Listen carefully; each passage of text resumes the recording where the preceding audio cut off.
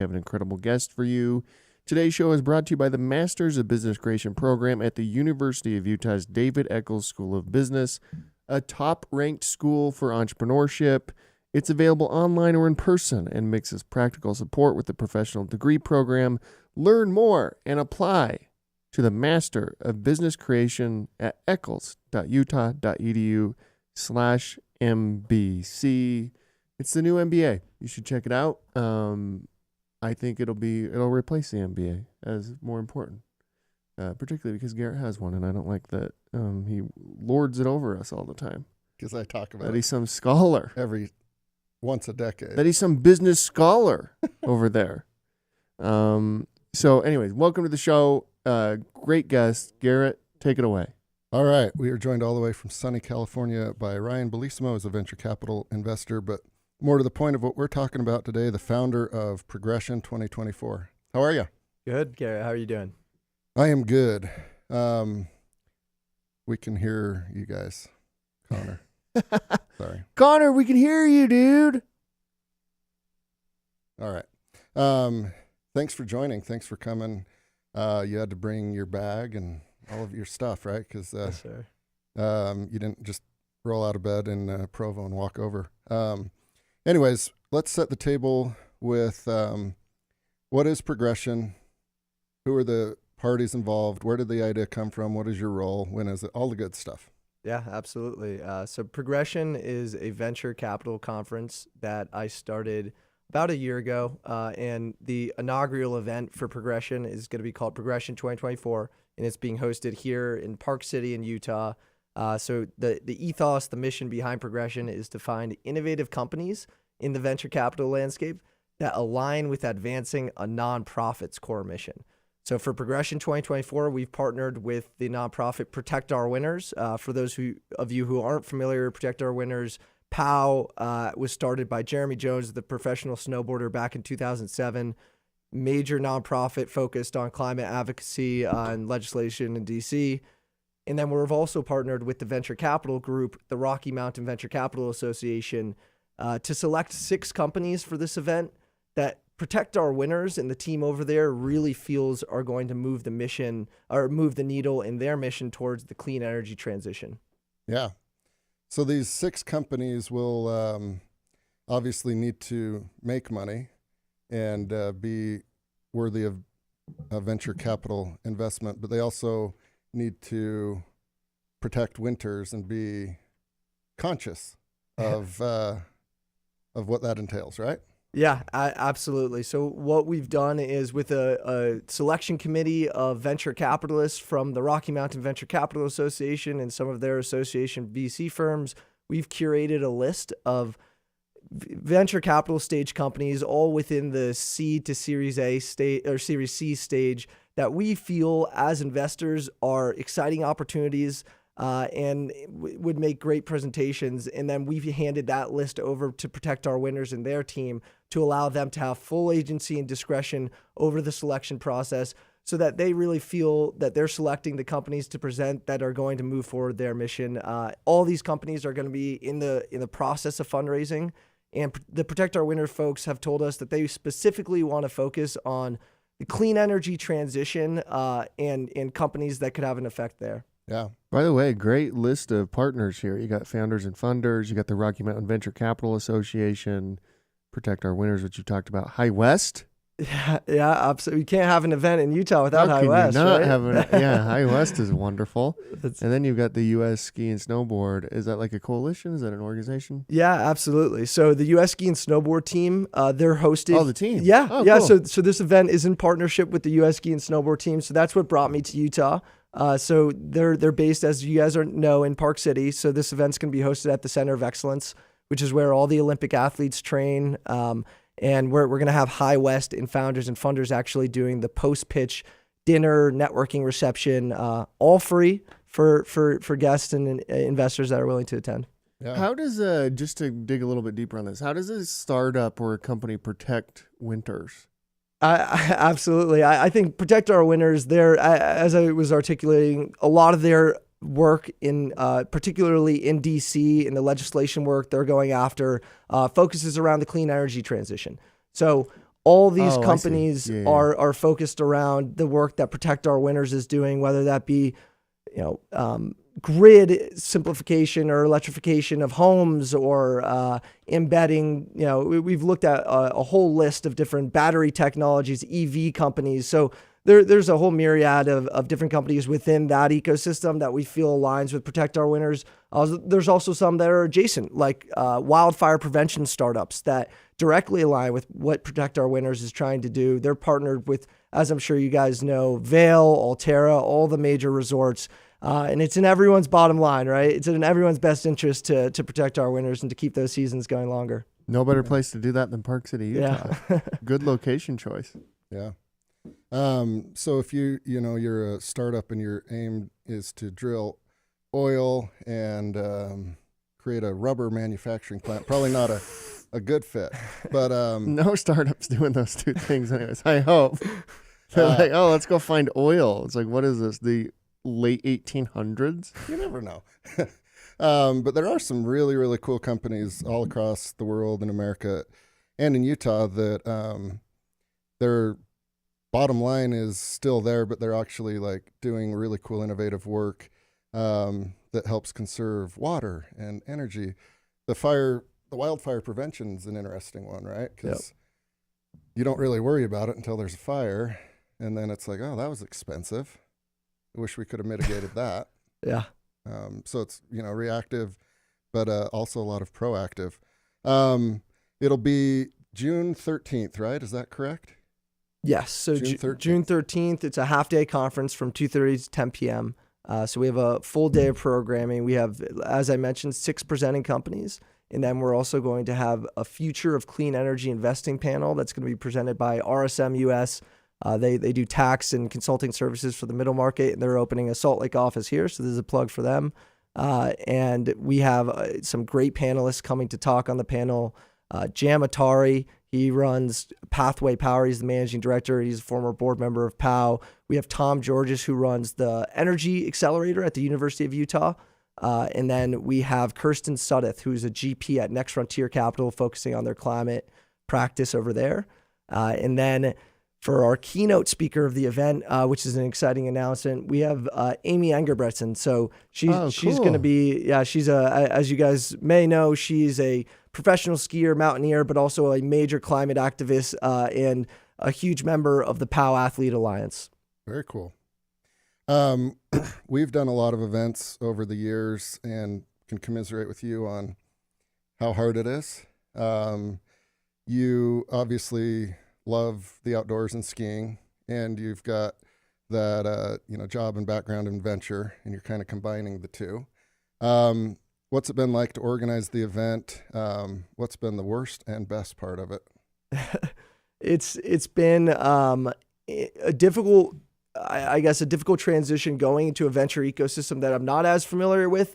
In getting plugged in, inviting people to the events. I've had to play politician, going around meeting different Utah investors, these different groups. So that would be, I guess, one area that was just a little bit of a steeper learning curve. But I will say this whole Utah investing community and everything that, I guess, the Silicon Slopes podcast and these other groups, Park City Angels within Utah, have been able to really curate. It's very welcoming, accepting, and easy to community to get integrated into. So it's although a steep learning curve, that's been a fun part of the process.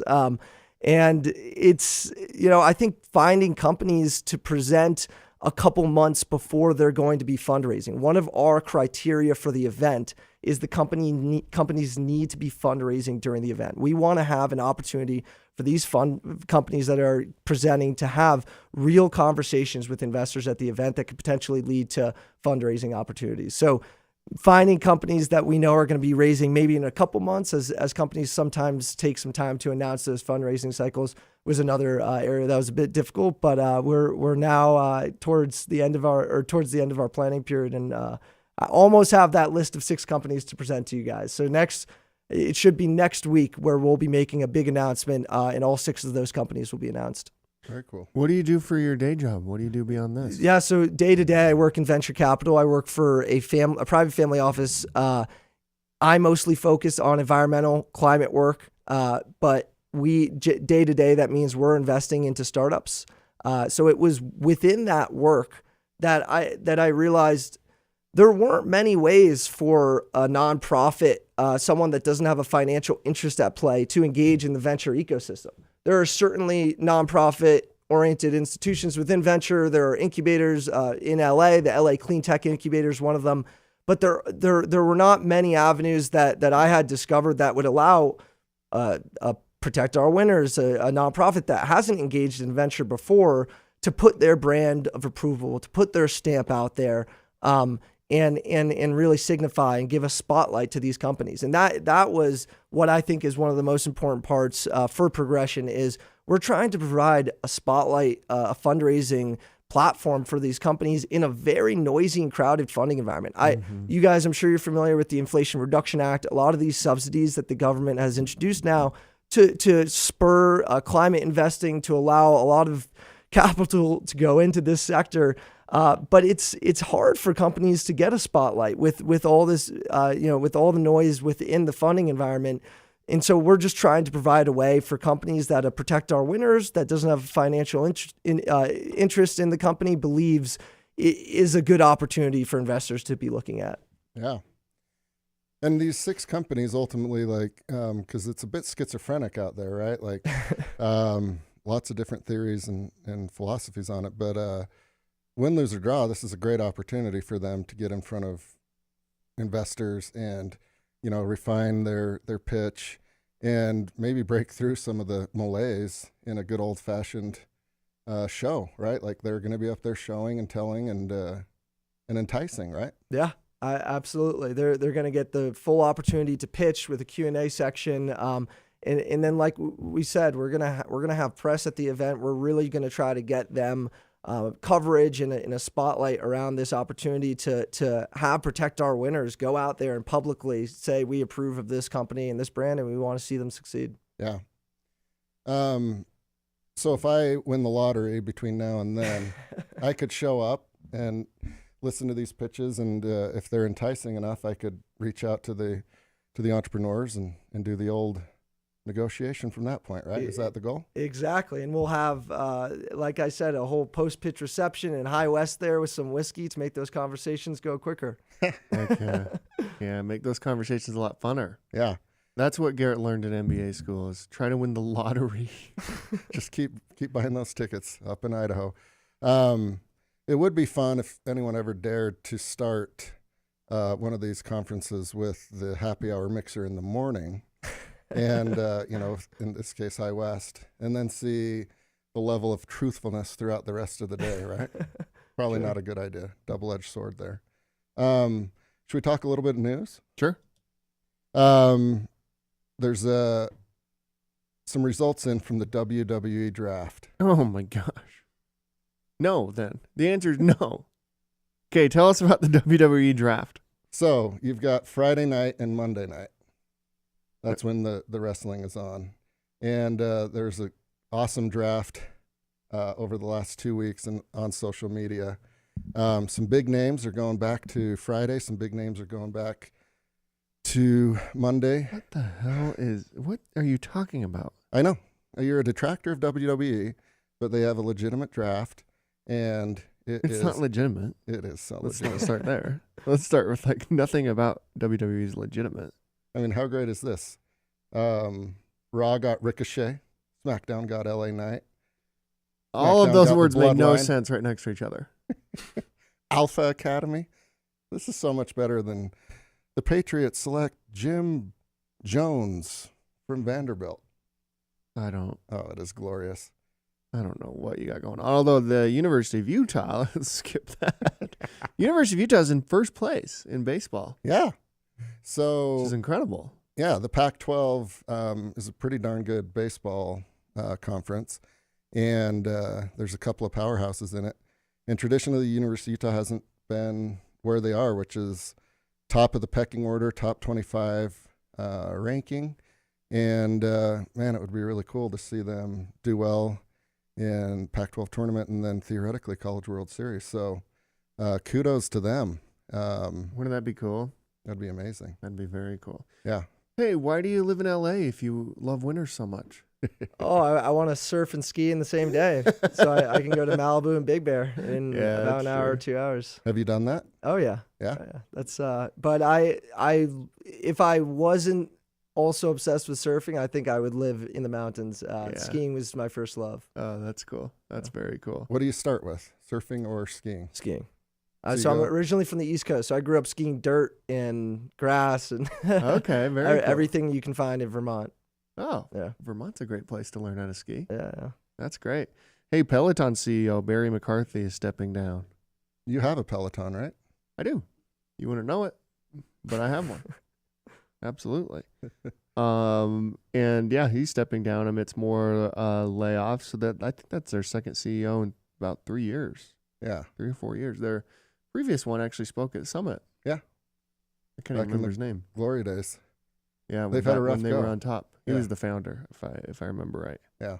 Well, hey, how do people learn more about Progression? Where should they go? Yeah. How should we promote this thing? Yeah, absolutely. So all the registration can be done through progression2024.com. We have a registration link open there.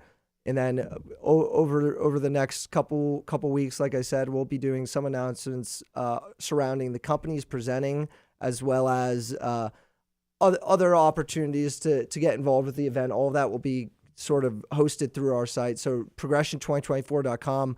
I wanted to let you guys know we recently announced Caroline Gleich as a featured speaker. So we're, cool. as I'm sure you guys know, in the viewership of your podcast, she recently won the Democratic nomination for Utah Senate.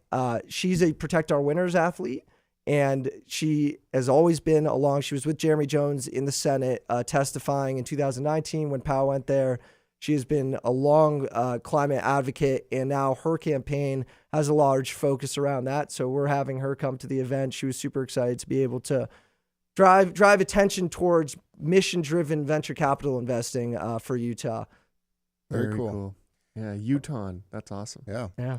What's harder, like a big wave, and I don't know what that would classify, 10 feet and above, or Black Diamond? I think it's bigger waves are, I mean, it's tough because you could find a line skiing out in Alaska that would just be as comparable to any big wave. So I think it's all perspective on where you are. But I think a double black's easier to Have you ever done any big waves? The biggest is probably around 8 to 10. So that was Still powerful. Yeah. Very cool. That's wild. Hey, thanks for coming on, man. Yeah, absolutely. Yeah, Thank great you to meet guys you. for having me. Really appreciate it. We'll be there. Looking forward to a fun day. I love these one-day events where it's all crammed in, and usually people leave with a smile on their face, and they're really productive. So kudos to you and everyone else that's helped along the way. It's not easy, and for kind of a first-year event, it's pretty dang good. Yeah, really appreciate it. There's definitely have been a bunch of folks along the way. And I did want to mention that the event, again, is free. So for your viewership, everyone can sign up. There's a limited amount of spots. So the Center of Excellence, where it's going to be hosted, only has capacity for a certain number of folks. So we're going to be cutting off registration around June 7th. So anyone that's interested in the event, make sure to go register now to reserve your free spot. Love it. Very cool. Thank you. Okay, that's it for us this week. We will see everybody on Monday. Who do we have Monday? Andrea Thomas is the CXO for University of Utah, Chief Experience Oh, Officer. that'll be very cool. Yeah. Okay, everybody have a great weekend. See you later. Get out in the mountains.